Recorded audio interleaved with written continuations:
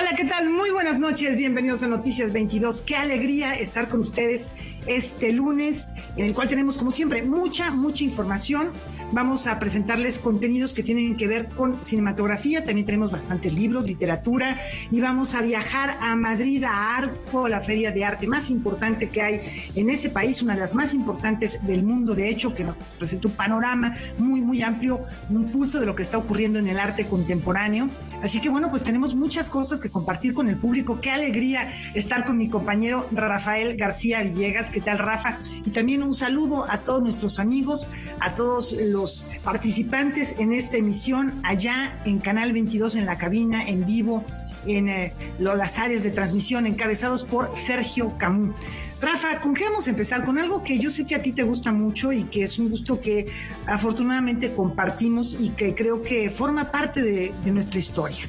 En efecto, mi querida Laura, qué gusto saludarte arrancando esta semana. Un abrazo afectuoso a todos los amigos del auditorio. Hola, Laura Regis, en la traducción de lenguas de señas mexicana. Y en efecto, otra coincidencia al dedicarse a la comunicación es esta oportunidad tan mágica de hacer radio. La tele es maravillosa, tiene sus virtudes. No obstante, la radio permite jugar con la imaginación de una manera distinta. Hay un término muy interesante que es radio comunitaria, que habla precisamente de estas comunidades tan aisladas en los países, no solo en México, en todo el mundo, que pueden no tener internet, pueden no tener televisión, ya nos habla de sistemas satelitales, pero sí llega la radio precisamente para hacer comunidad. Y más allá de esa radio comunitaria, yo creo que el fenómeno radiofónico con estas ondas hercianas nos vuelve parte a todos de una misma comunidad. Es una gran compañera la radio. E insisto, sí tiene ese cariz mágico que a través de las ondas cristianas, a través de la voz, a través del sonido, de la música, nos permite viajar a lugares remotos. Por todo esto y mucho más, en México se celebra ya desde hace varios ayeres con una bienal, la cual se tuvo que postergar, iba a realizarse el año pasado, pero gracias a la nueva normalidad y a las medidas sanitarias, se retoma la actividad, ya que está el resumen de lo que es la Bienal de Radio 2020-2021. Siendo las 11 de la mañana con 15 minutos. Esta mañana en el Complejo Cultural Los Pinos iniciaron las actividades de la 13ª Bienal Internacional de Radio, el evento académico más importante en lengua española dedicado a la radio y sus creadores. Hasta el 16 de julio, el encuentro radiofónico ofrecerá de manera virtual y presencial actividades como conversatorios, conferencias y conciertos, teniendo como ejes temáticos la diversidad lingüística, los medios comunitarios y el desarrollo sostenible. Estamos en un muy buen momento de impulsar y reconocer radios que durante décadas fueron invisibilizadas e incluso perseguidas. Es muy importante darles este reconocimiento muy merecido por su contribución a la radiodifusión nacional, al derecho a la comunicación, al derecho a la información de las comunidades, y por eso esta edición de la 13ª Bienal Internacional de Radio pues está especialmente focalizada en las radios comunitarias y se reconocerán a las radios emblemáticas de la radio comunitaria nacional, a Radio Teocelo, a Radio Guayacocotla y a La Voz de la Montaña. Durante el acto inaugural, fueron reconocidas estas 3 radios comunitarias de gran tradición y arraigo. Además de la radio pública y la radio privada, que muy bien hacen su papel, aún hace falta abrir el espacio para la radio del sector social, la radio comunitaria. La Voz de la Montaña hermana a los pueblos originarios Mepa, Tunsavi, Gobe, Ñondá. Entretiene, como lo han dicho, entretiene, comunica, informa.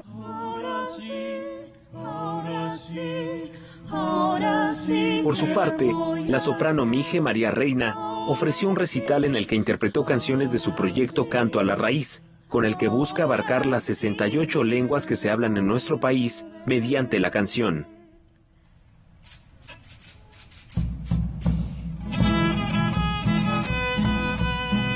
Ese es el proyecto que traemos y es lo que voy a hacer en este momento, cantar las 10 primeras lenguas que estamos presentando, y justamente para presentar y para fortalecer, para difundir las lenguas originarias de nuestro país. La Shema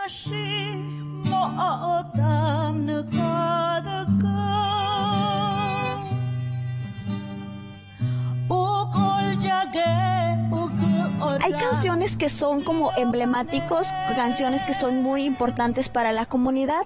Hay canciones que hay poemas. Por ejemplo, hay un poema que es de la maestra Irma Pineda de Juchitán en lengua zapoteco, que se hizo canción con los arreglos, con las composiciones del maestro Joaquín Garzón. Si bien las actividades académicas de la Bienal tendrán lugar en el entorno digital, un encuentro de este tipo no puede estar ausente de la señal radiofónica. Vamos a tener una transmisión de 8 horas continuas desde aquí, desde Los Pinos, el miércoles, con radialistas comunitarios. Pero vamos a tener una barra especial de programación en conjunto con Guam Radio y las frecuencias de Radio Educación todos los días a las 4 de la tarde. Yo espero que este encuentro con radialistas comunitarios nos sensibilice sobre la necesidad de apoyarlos. De hecho, una de las partes más bonitas de esta Bienal es que recibiremos a 30 radialistas de diferentes partes del país que están hospedados aquí en el Complejo Cultural Los Pinos, que recibirán talleres durante toda la semana, con la idea precisamente de tener esta cercanía precisamente con la radio comunitaria. Para Noticias 22, César H. Meléndez. Bueno, ya lo decía Rafael hace unos momentos, la radiodifusión en nuestro país tiene una importancia muy grande, tiene aún mayor cobertura que Internet y desde luego siempre ha tenido mayor cobertura que la televisión, así que es el medio de mayor difusión en las zonas, en las rancherías, en los espacios alejados, y ahí es donde surgen esas radios comunitarias de las que se acaba de hablar hace un momento y que efectivamente no han tenido la proyección que tienen otras estaciones que tienen mayor potencia para distribuir su señal por todas partes de la República, pero tienen una penetración muy, muy importante en sus regiones, en las cuales muchas veces se hablan idiomas, se hablan lenguas importantes, lenguas originarias que permiten la expresión de dichas sociedades, de dichas comunidades. Hay 100 años de historia de la radiodifusión en nuestro país y desafortunadamente también hay riesgos en el trabajo de los radiodifusores, tanto los periodistas como la gente que también está en cabina. ¿A qué se debe esto? Una de las primeras conferencias que se ofrecieron dentro de este acontecimiento, dentro de la Bienal Internacional de Radio, fue Periodismo de Riesgo en Tiempos de Pandemia, con la directora de Radio y Televisión Argentina, Cintia Ottaviano. Ella platicó con nosotros sobre las malas prácticas de los medios de comunicación durante la crisis sanitaria concretamente, cómo se vio afectada la labor de los periodistas y qué se debe cambiar para el futuro. Vamos a escuchar parte de lo que comentó.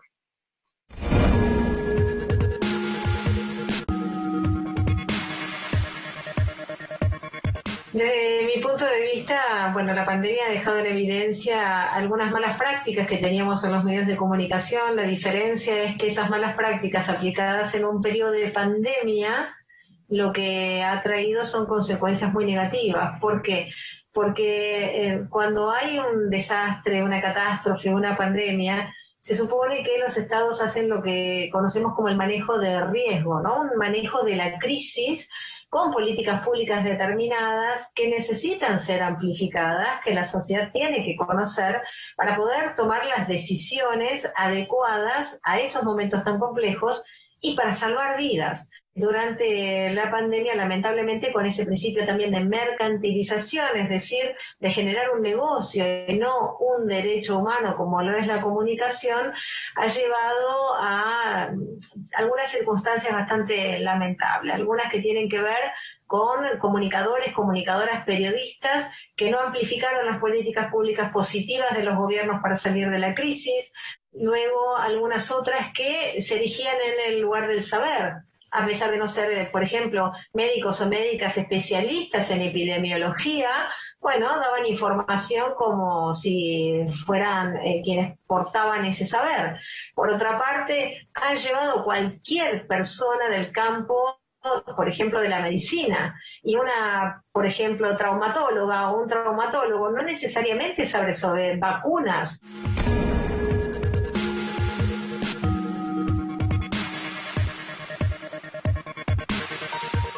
Aquí en la Argentina veníamos de una situación muy difícil, 4 años de neoliberalismo, donde se habían vaciado los medios públicos, también en nombre de la racionalización de los recursos públicos. Había habido despidos por cuestiones ideológicas, por cuestiones sindicales. Veníamos de 4 años muy fuertes, muy negativos en materia de comunicación, de hechos de censura en los medios públicos denunciados por propios trabajadores. Así que el problema es que la pandemia se montó sobre esa realidad.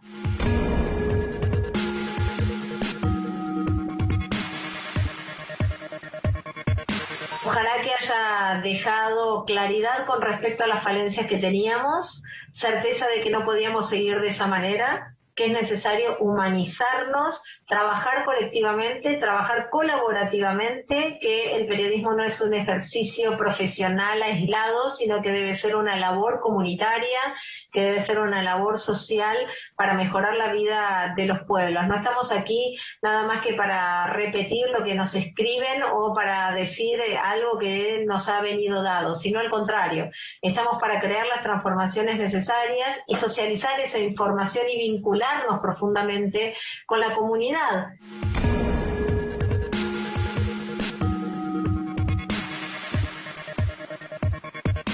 Evidentemente hay que empezar a pensar en sistemas que sean más igualitarios, a elegir mejor nuestros representantes y nuestras representantes y también los medios de comunicación. ¿De qué manera entonces hacemos dialogar las políticas públicas de los estados con la promoción de una comunicación inclusiva, de una comunicación intercultural y de una comunicación que permita profundizar la vivencia de los derechos humanos? Ese podría ser un muy buen objetivo para la pospandemia.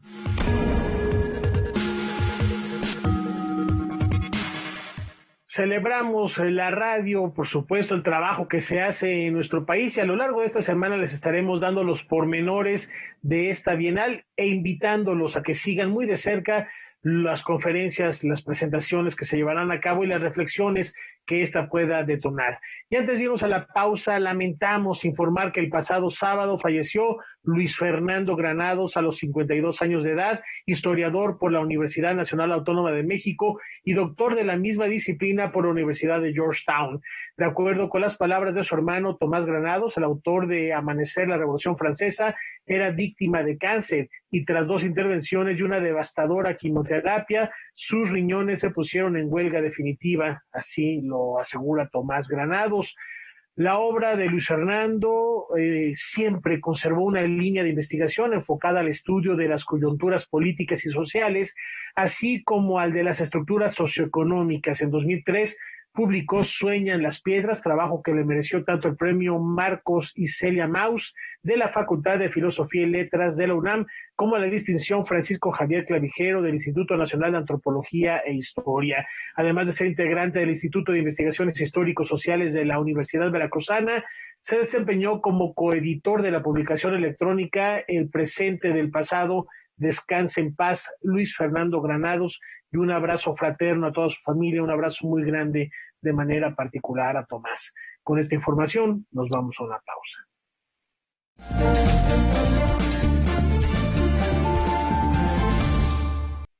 A lo largo de estos días hemos revisado las diferentes propuestas que nos ofrece la cartelera de la Cineteca Nacional. Hoy vamos a presentarles la película 14, historia de una amistad del director y crítico cinematográfico Dan Salih. Vamos a ver si les atrae esta pieza. Es un drama de 2019. Chéquenlo.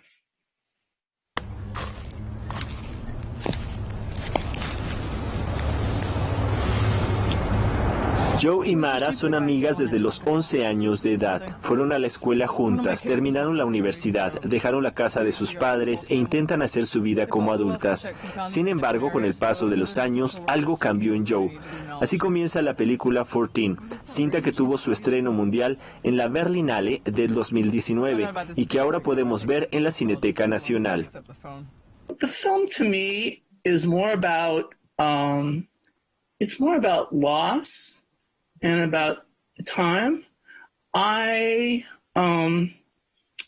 wanted a film that was going to take us to that place that we don't understand, where people that are important become lost. and we lose them. And I also wanted to show that our life goes on at the same time. So there's a kind of there's love and there's also distance, and the two exist at the same time. So Mara is sincere when she mourns Joe, and she's also sincere when she has to take care of her daughter afterwards. You know, I didn't want it to be a full push towards melodrama. I wanted the drama to exist with realism. I mean, obviously she's pretty. Nunca sabemos si Joe está enferma, consume drogas o tiene algún otro problema. Ella siempre va y viene de la vida de Mara, quien la apoya, la escucha y se preocupa por el bienestar de su amiga. Seriously, you haven't seen him practice or anything? Obviously, Joe took advantage of her problems a little bit. Obviously, Mara, who loved Joe desperately when Mara was very young, she obviously was trapped in a situation that she didn't always like being in.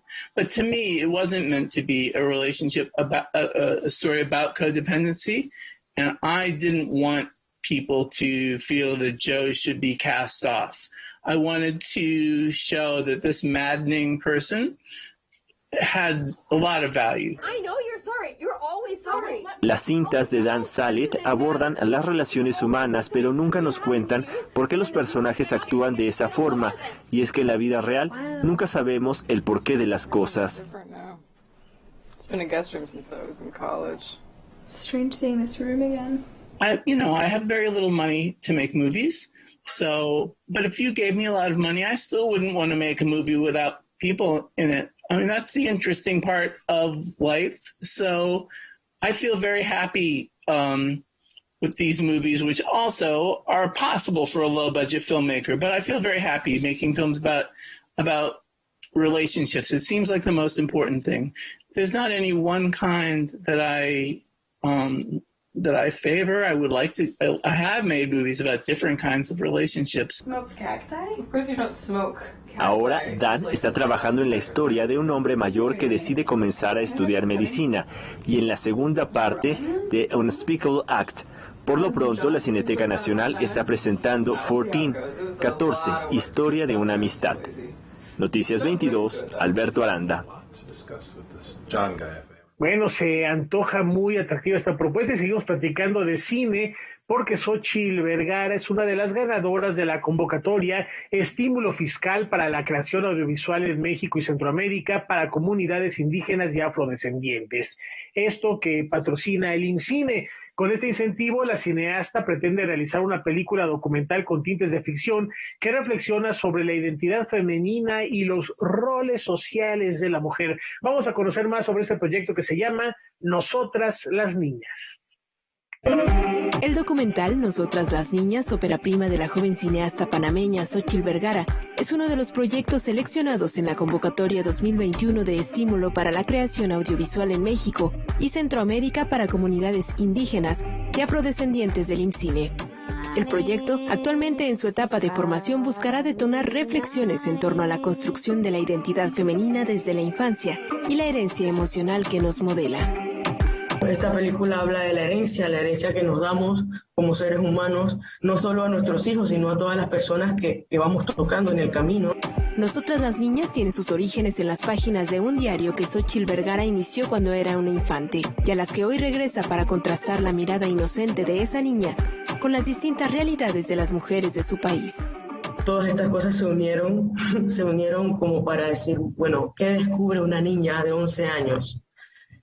En un mundo real. Una niña que ha tenido un entorno familiar amoroso, de seguridad, que en este tiempo se refleja como privilegio, porque al final no es la medida, no es la norma. Entonces, de ahí empecé como a escribirlo como una ficción, o sea, como proyectándome a mí misma, pero en una niña real, ¿no? Esa niña es Janina, una joven de 11 años que será nuestros ojos a lo largo del documental.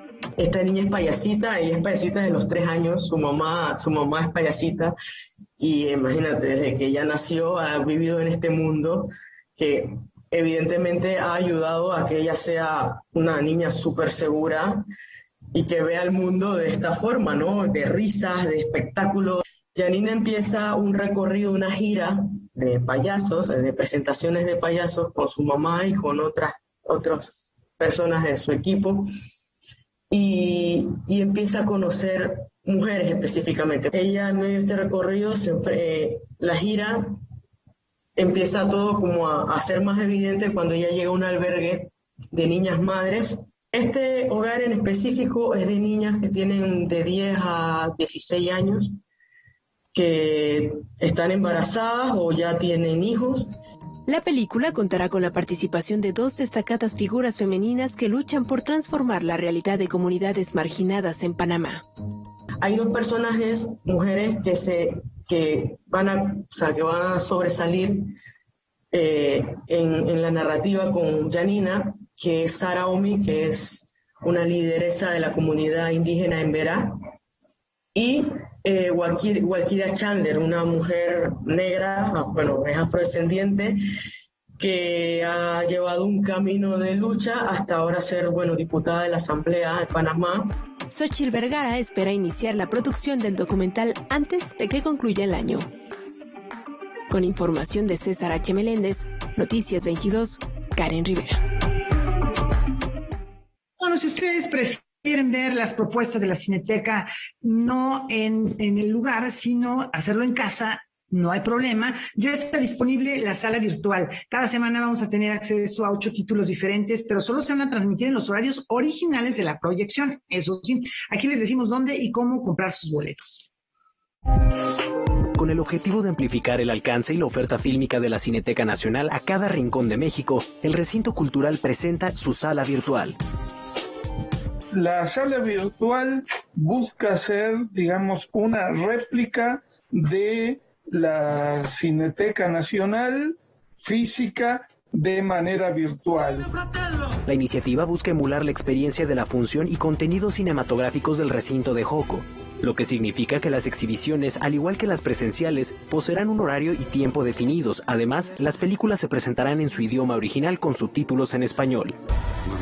Al ser una sesión en casa, la película se podrá detener unos instantes. No obstante, el tiempo de pausa está limitado a 10 minutos. Es como ir al cine. Si uno tiene que sacar, el boleto y de alguna manera, prepararse para la función, porque la función tiene una hora de comienzo con una cierta tolerancia e igualmente una hora de finalización.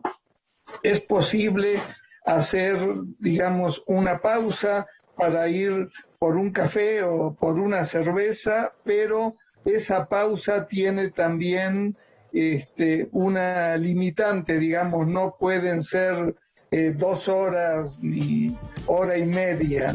Inicialmente, la sala virtual de la Cineteca estará ofreciendo 8 títulos distintos cada semana. Son títulos que o acaban de salir de la programación o han estado hace muy poco tiempo, ¿no?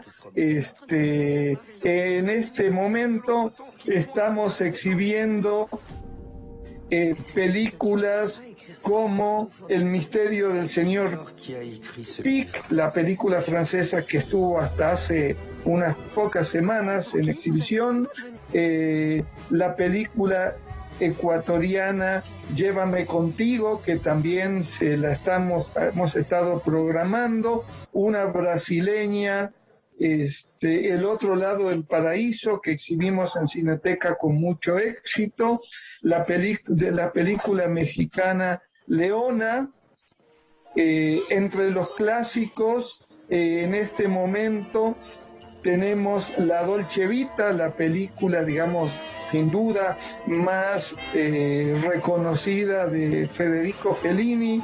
Creo que la programación es una programación de calidad que mantiene el perfil de la programación de Cineteca.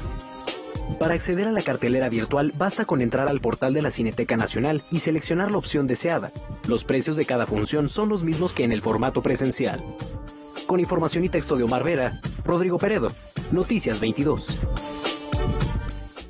Perdón, yo estaba comprando mi boleto para la Cineteca, me pescaron infraganti. Es momento de hacer una brevísima pausa. Antes los invitamos a que no se pierdan Debate 22. Comenzando la semana, Javier Aranda Luna recibe al director general de Radio Educación, Gabriel Sosa Plata, y platicarán sobre la 13ª edición de la Bienal Internacional de Radio, que les hemos platicado también aquí en Noticias 22, y la cual pueden seguir a partir de hoy hasta el próximo viernes 16 de julio. No se lo pierdan en Debate 22, terminando este espacio informativo. Ya volvemos.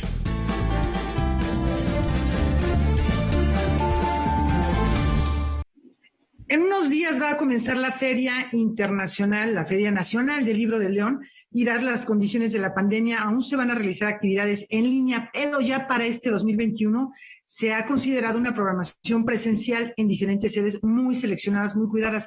Vamos a descubrir más sobre esta 32ª edición. Luego de haber celebrado su última edición de forma virtual, la Feria Nacional del Libro de León se reinventa para presentar un encuentro híbrido y multisede del 22 al 31 de julio. Ahora en esta Feria Nacional del Libro tenemos virtual, presencial y lo presencial en un circuito multisede.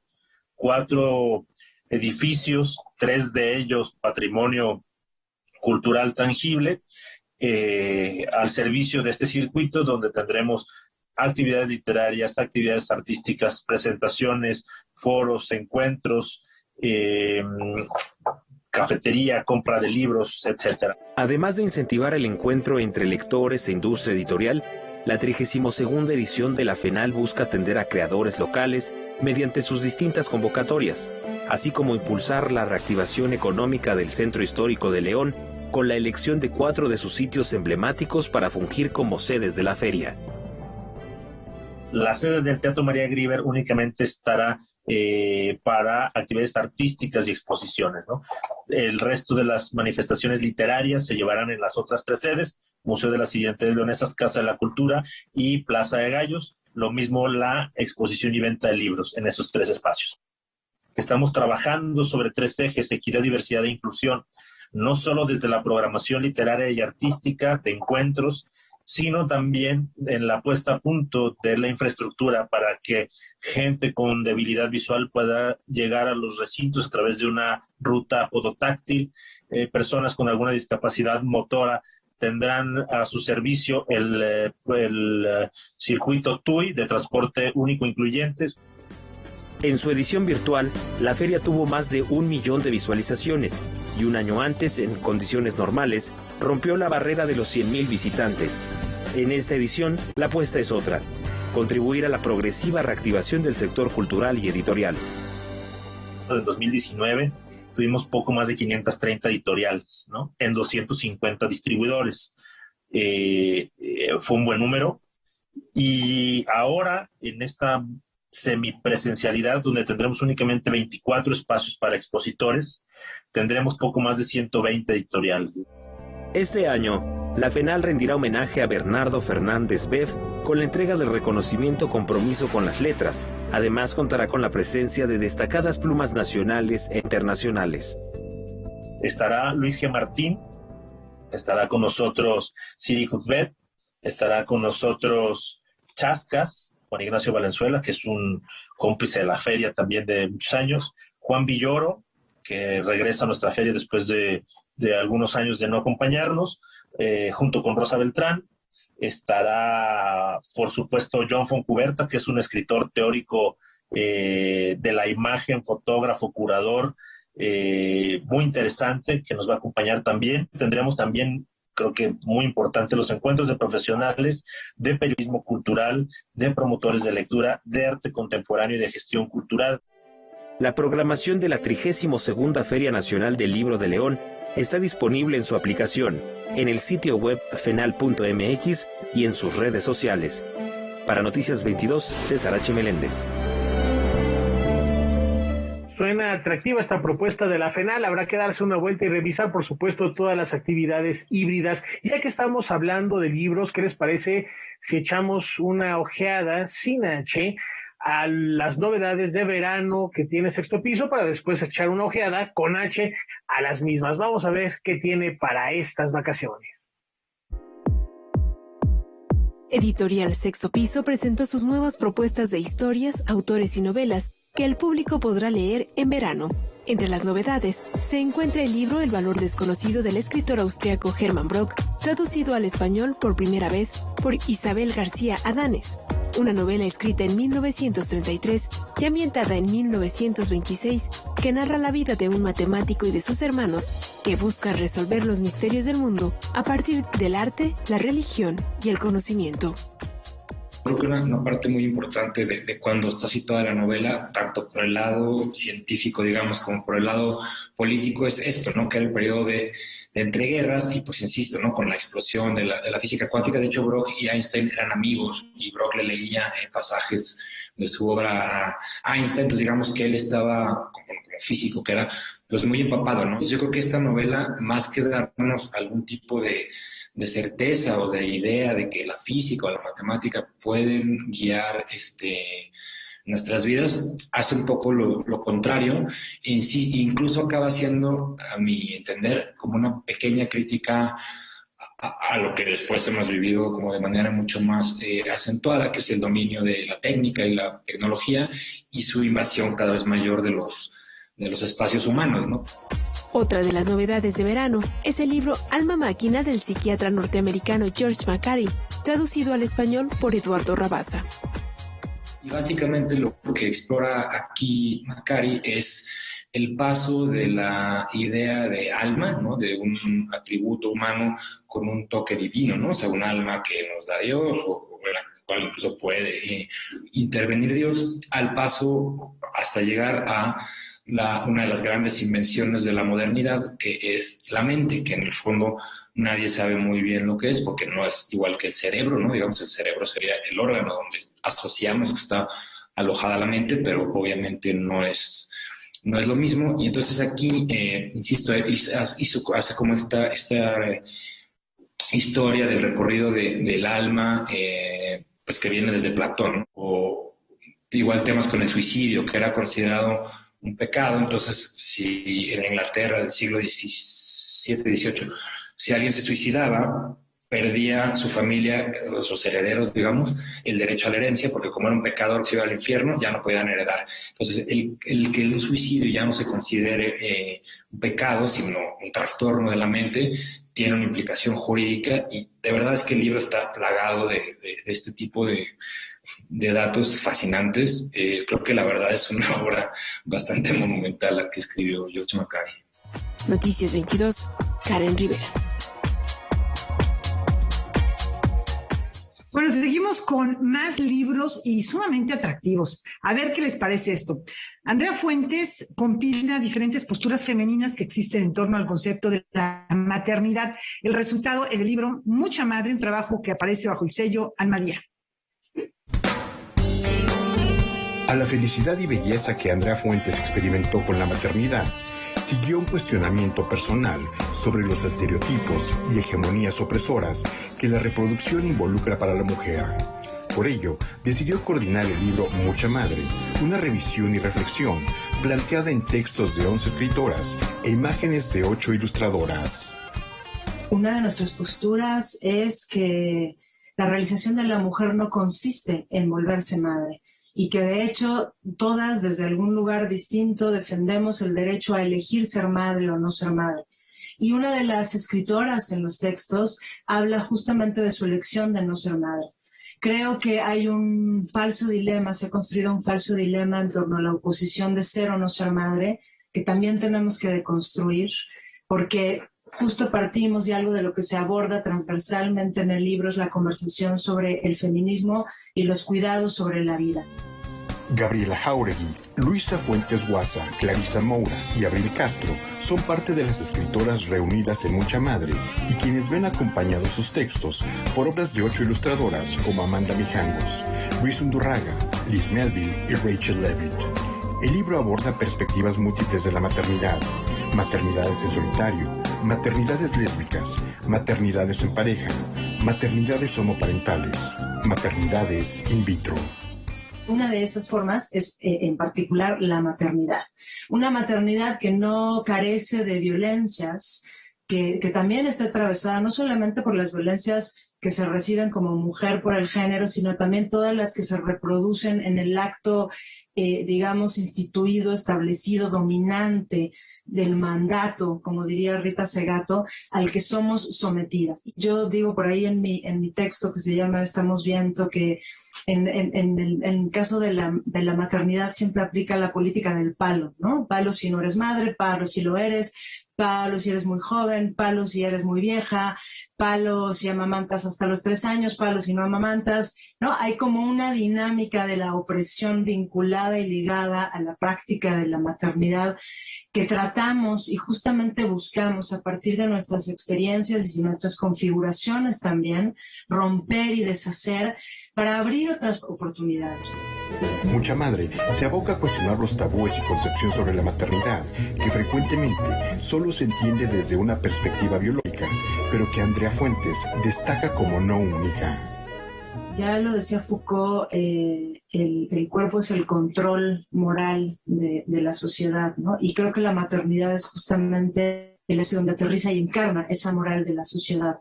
Y por lo tanto la reconstrucción, deconstrucción, que pasa por muchos procesos transversales que tienen que ver no solo con la maternidad, sino con los sistemas económicos donde esa maternidad es producida, se define y está inserta, ¿no?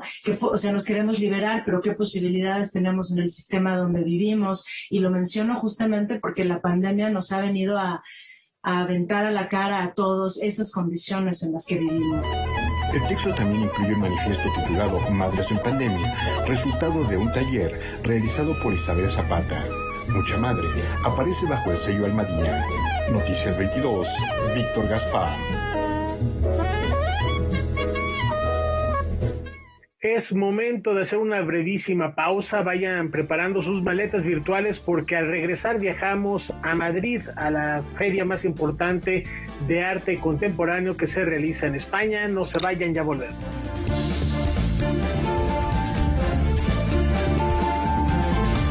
Bueno, efectivamente, ya lo anunciaba Rafa hace unos instantes, la pandemia por COVID-19 no fue un impedimento para que la comunidad artística de Latinoamérica participara en la más reciente edición de la Feria del Arte Contemporáneo Arco de Madrid, que concluyó ayer domingo 11 de julio. En esta ocasión se creó una sección especial para facilitar el intercambio de piezas, obras de arte de compradores, de galeristas, de coleccionistas y de los propios artistas, gente de todo el mundo, pero bueno, había también la presencia de latinoamericanos. Nuestra corresponsal Francina Islas estuvo presente y nos tiene todo el reporte completo de lo que ocurrió.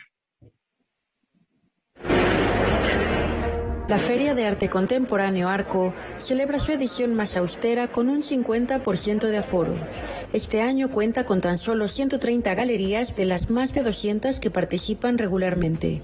Muchas galerías latinoamericanas no pudieron viajar por las restricciones sanitarias y por ello se creó la sección Remitente Arte Latinoamericano, que recibió obra del otro lado del Atlántico. De México participaron en este espacio artistas como Moritz, Héctor Zamora y Juan Sebastián Bruno. A cambio, tenemos unas mediadoras que ofician de intermediarias, entre persona interesada, galería y artista. En el caso de que llegue a haber un interés del que sea, puedan contarles más cosas sobre las obras, sobre los artistas, sobre las galerías y también poner en contacto a esa persona con la galería. Una galería mexicana que sí pudo viajar y se presentó por primera vez en Arco es House of Gaga, que trajo la obra de Vivian Suter, Joseph Strauss y Cosima Bomboni. Creo que fue un momento interesante porque una de nuestras artistas, que es Vivian Suter, aquí atrás, las telas, justo tiene una exhibición importante en el Palacio de Velázquez del Reina Sofía, entonces creíamos que eso ayudaría un poco como a proyectar el trabajo de nuestra artista. Otra galería mexicana que sí pudo asistir fue Proyecto Paralelo, que trajo obra de Cintia Gutiérrez y de Melanie Smith, de quien presentó unos collages que creó a partir de su performance sobre Blake. Los collages que hace vienen de imágenes que salen de fotografías de ese momento y entonces digamos que recompone de una manera pictórica algo que fue performance y lo vuelve a generar en un objeto plano bidimensional donde también la cromática es lo que manda, ¿no? Entonces siempre todo este proyecto de Blake es azul. La Galería Hispano-Mexicana Travesía 4 ha apostado por 3 artistas tapatíos: José Dávila, Gonzalo Lebrija y Jorge Méndez Blake. De alguna manera hace este homenaje al signo por los tiempos en que vivimos. También hizo este trabajo durante el confinamiento y es como que de alguna manera que la imagen está ganando terreno a la palabra, ¿no? Que es la palabra. Nosotros somos, como seres humanos, somos lenguaje, nos hemos formado en el lenguaje y parece que de alguna manera estamos acabando con ese momento, ¿no? En esta edición de Arco no ha faltado la denuncia a la censura que ha sufrido el artista cubano Hamlet Labastida, detenido el pasado 26 de junio tras una residencia artística en Alemania. En este foro organizado por el Museo Thyssen se ha creado un manifiesto pidiendo su liberación. Es un paso muy inquietante porque fundamentalmente está rebasando la lógica de por sí inaceptable de represión y contención del Estado cubano para dar un paso a criminalizar de manera directa ya ni siquiera los participantes más visibles de la movilización, sino a los artistas que tratan de introducir prácticas que tienen que ver con imaginar alternativas políticas mediante la producción cultural. Para Canal 22, desde la Feria de Arco en Madrid, España, Francina Islas, corresponsal. Como lo podemos apreciar en este encuentro artístico donde participan galerías de México y otros puntos de América Latina, también es interesante destacar el trabajo de artistas mexicanos que exhiben o que llegan a Arco por medio de galerías extranjeras. Estas son las piezas que se presentaron ahí. Muchos son los artistas mexicanos que se presentan en Arco a través de galerías extranjeras. La argentina Walden ha traído una selección de Coraza, la obra más reciente e íntima de Magali Lara. En este caso, estamos haciendo una vuelta a la pintura en gran formato, que hacía un tiempo que ella no exhibía. La serie es muy grande, en la cual también hay libros de artista, también hay dibujos muy grandes y dibujos pequeños. Y en este caso, algo que no está presente tanto como en otros momentos es la palabra escrita, pero sí aparece esta idea del diálogo interno cuando vemos las obras. La galería francesa Mort Charpentier ha traído la obra de Teresa Margolles, una pieza originada tras los terremotos de Sichuan. Y me lo negaron, dijeron que no aceptaban extranjeros, entonces decidí por mi parte irme a Sichuan, me fui en avión a Sichuan y me fui a ayudar, ¿no? Y son algunas fotografías y la pieza es un fragmento de una casa que se cayó. Se lo pedí a la dueña, le pedí que si me regalaba el fragmento y eso es lo que expongo. También de Francia, la Galería Chantal Cruchel expone la obra de Gabriel Orozco, algunas piezas inspiradas en Bali y otras creadas a partir de su estancia en un castillo francés. Gabriel aimait beaucoup les motifs des fleurs et aussi leur abandon, leur décadence. Et il a fait des photos du papier peint qu'il a ensuite enregistré par ordinateur. Et pour réaliser ce tableau spécifique pour le château, il a acheté une vieille imprimante, une des dernières qui permettent de faire des grandes affiches ou des panneaux sur tissu, sur toile. Il a donné le titre Fleurs fantômes à toute l'exposition. La galería alemana Pérez Project expone la obra de Manuel Solano, artista no binario radicado en Berlín que perdió la vista en México como consecuencia del SIDA. Teníamos contacto con Manuel de antes que perdiera la vista y después reconectamos con Manuel de verdad, más profundamente después que perdió la vista y viendo lo que estaba haciendo, especialmente esa serie primero del Blind Transgender with AIDS, nos dio como que una vista a de lo que venía, pero no lo hubiéramos podido imaginar hasta el nivel que lo hubiera llevado, porque lo que está haciendo ahora es impresionante y particularmente impresionante cuando ves la obra de lejos, la ves muy clara, pero cuando te acercas encuentras que es totalmente abstracto.